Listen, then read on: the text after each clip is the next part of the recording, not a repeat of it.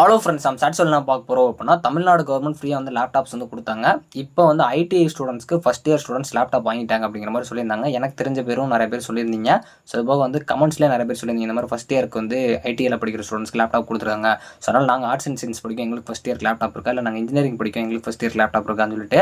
So first ITI பொறுத்த வரைக்கும் laptop இருக்கான்னு கேட்டிங்கன்னா கண்டிப்பாக இருக்குது. ஏன்னா கவர்மெண்ட் வந்து அவங்களுக்கு மென்ஷன் பண்ணி தான் சொல்லியிருக்காங்க.